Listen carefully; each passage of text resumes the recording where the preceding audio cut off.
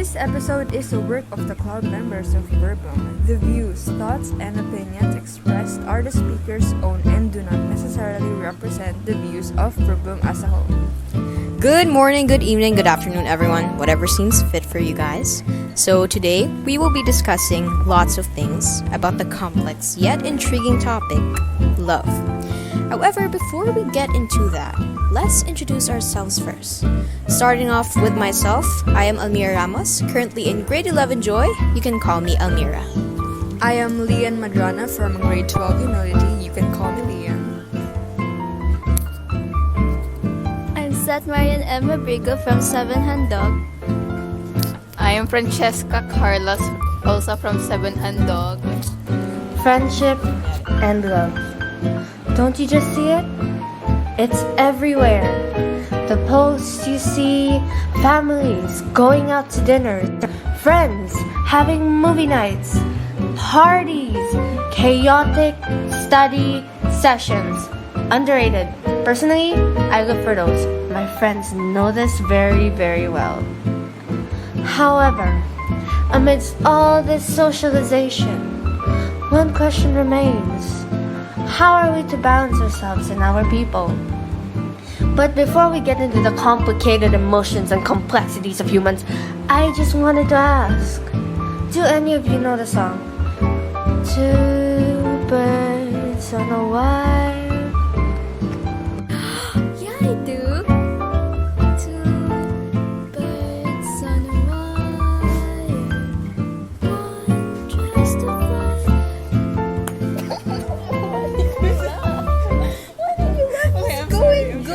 Alright, that's enough. I didn't know you were a singer, Francesca. And it's ironic how your tone while singing the song was very sweet and light, despite the tragic and really unfortunate story behind it. I mean, just from its title, I could kind of tell that the story isn't going to be great for both the birds, aka the protagonist. Actually, the ending of the story of the song is tragic for one bird, but liberating for another. And that's exactly what makes it tragic. The fact that not all of us get to have a happy ending, or rather a smooth sailing ride, while others do, can really make us feel a bit left behind and kind of paralyzed in time. And that feeling of loneliness can really consume our well-being and lead to us distancing ourselves from other people.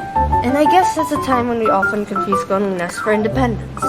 Independence for liveliness. It doesn't automatically mean that just because you can do things on your own, you should do everything alone. That is not true. I'm going to say this very bluntly. You are just giving yourself problems if you do everything alone. Everyone always needs help at some point. I'm not saying depend or rely on someone regularly, solely. I'm saying that it's okay sometimes to ask for help. I know this has been said so many times, but it is because it's true. I think before we actually dive into the main course of our discussion, we should probably discuss the very foundation of human communication, which is love. As we all know, love is considered a universal language that everyone understands. Just as how powerful love is in building relationships, if it is not communicated properly, whether non-verbal or verbal, the purpose of love will be put to waste and can even be harmful not only to other people but to yourself as well. That's right. Love is like a double-edged sword that can either hurt you or the people around you depending on how you wield it. I agree. Love is a metaverse. No, not the Dahlia metaverse. Be it the kind of love we see in movies or novels, within our unconditionally loving families or wholesome friendships, I look for these two, within our beautiful selves, or maybe in the most unexpected of encounters, love is everywhere if we just pause to truly see it. But we sometimes get so immersed in the excitement of being loved or loving someone so much that we always do something extreme. And as we all know, anything extreme, if not sometimes always, leads to negative results. Speaking of extreme, I have a very important question. What do you guys think is considered too little or too much love for someone? go there. That's a deep and difficult question. But then again, is there even an answer? There is no right answer. I think it's somewhere in the middle, and I think that's the important experience and the best experience in experiencing love. You know, we still have a lot to learn, but I think we're aware and discerning enough right now to notice things about love. I mean, I like love, but not the shallow kind of love, if you know what I mean. Like the love that isn't genuine and is only used for fun and jokes and for labels. No, I mean, why choose to express love in such a shallow way when you know others can interpret your feelings as something more real than anyone has ever experienced? Since we all have our own ways of showing love. Since when was love a tool to create misunderstanding? Can't do anything about the hype, but reality hit.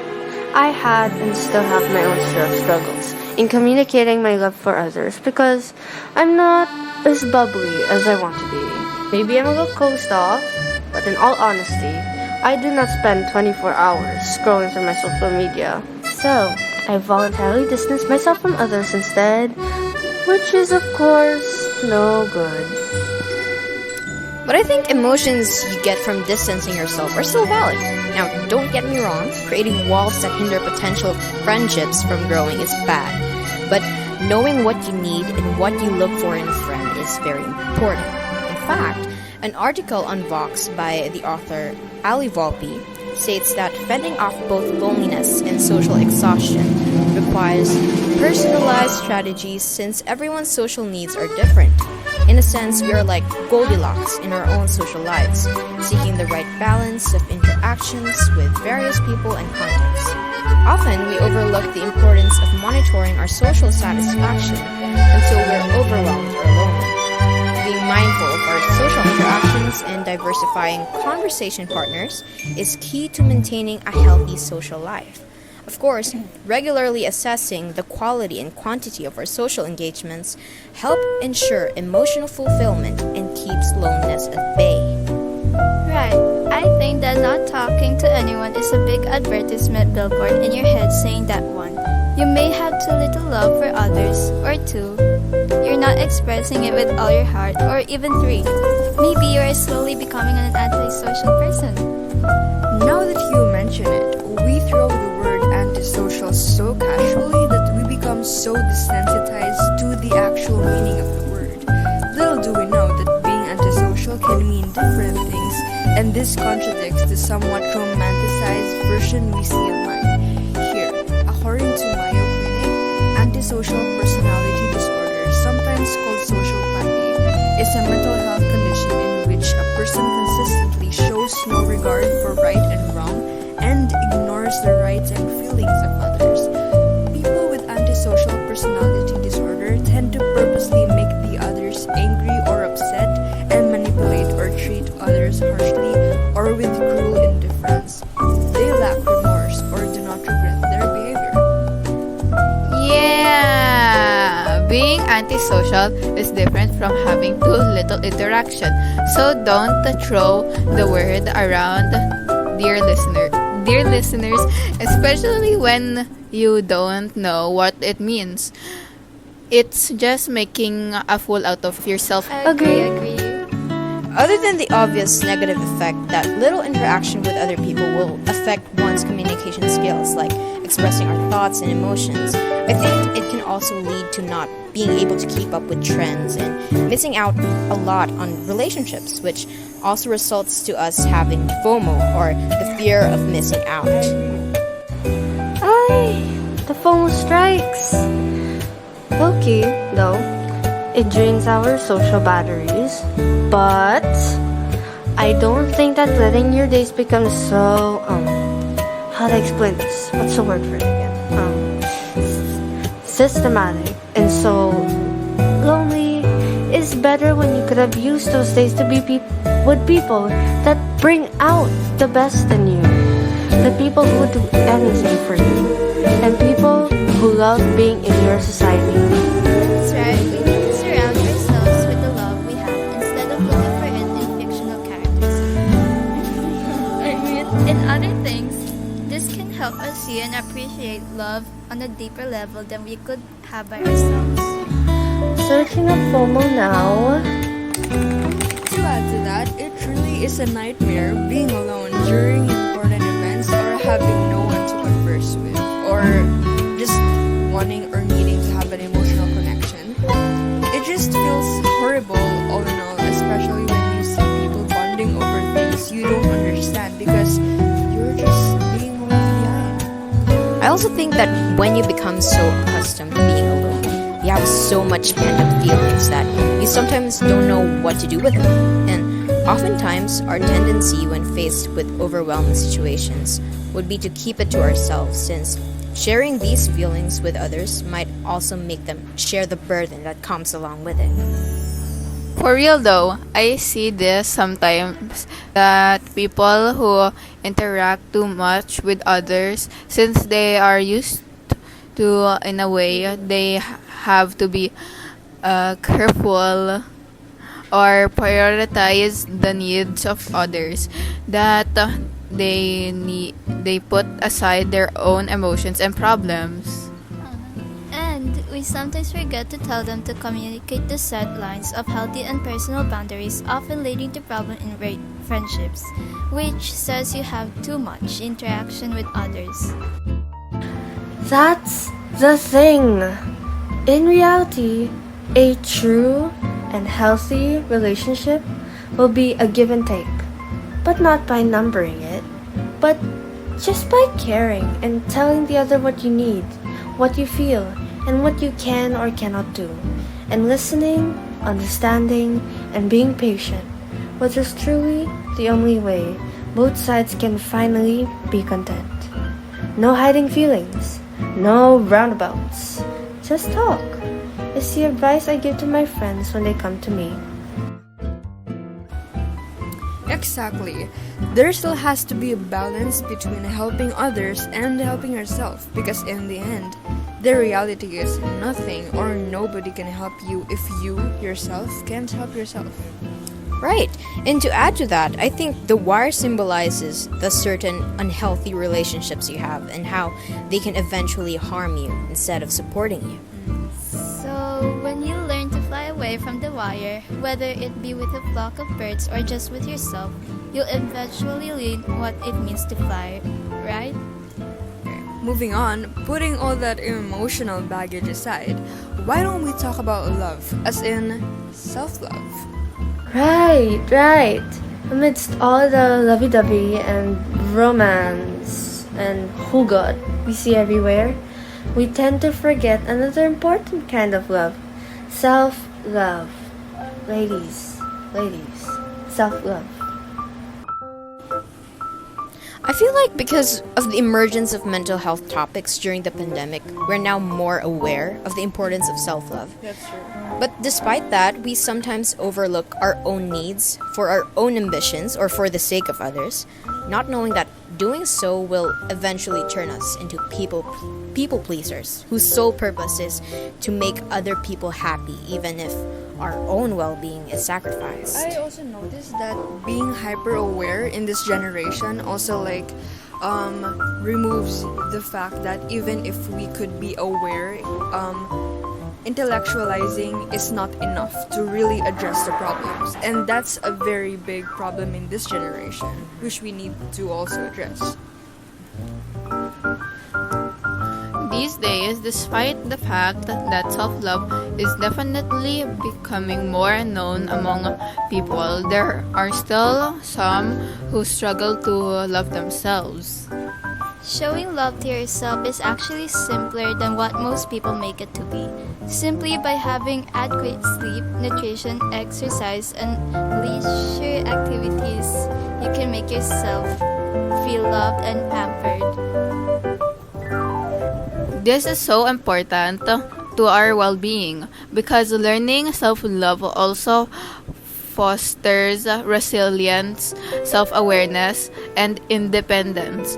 Through this, we can reflect on ourselves where we need to improve, what we need to fix, and how we can accept parts of ourselves. Now, here's the question we all have been waiting for. How can we cope? Now, there are different kinds of ways to cope, and that includes doing your hobbies, activities, or spending time with loved ones. Oh, I also journal frequently because it really helps remove the heavy feelings that I have and also enables me to translate all my unsaid emotions into words. That way, my feelings won't bottle up and take control of me. Personally, I try to find healthier ways on controlling my emotions. Some ways are by journaling and by talking to a trusted loved one who can give good advice in a way where I am open-minded and there is no bias or judgment in the conversation. Just open-mindedness and caring for one another. It helps me redirect my thoughts and refocus my priorities without penting up feelings because that is the opposite of healthy. I love journaling. Then right after pacifying my emotions, I would entertain myself by watching a film, series, and reading a book that I can relate to. Because sometimes being immersed in certain characters in a book can really help you get out of reality shortly, or maybe make you reflect on certain things. For me, I listen to music that corresponds to my emotions. I feel like being able to resonate or relate with someone or something is a good way to let out all your feelings and to acknowledge them. Similarly, I also listen to music to cope. But oftentimes, I use it as a way to escape reality for a while and try to take a break from the exhausting real world. It is an exhausting world indeed. However, despite all the problems we have in this world, we must continue to see the beauty in everything and learn how to see the glass half full instead of half empty. That's true. I hope that whoever is listening to this learned something new or felt less alone because let's face it, everyone is fighting their own kinds of battles, but there are still similarities amidst all those complexities. You're right, just hearing that makes me feel more safe. And as we wrap up this podcast, may we leave you with a simple reminder to be kind to everyone because amidst all the negativity we are surrounded with, we should persevere in spreading positivity and of course, love, whether it be by words, by actions, or through social media. Keep that desire for more exploration, knowledge, and experience, and interweave them into the tapestry of your life for a taste of more possibilities. Until then, stay tuned. With gratitude, this is Verblum signing off. Bye! Bye! Bye! Bye.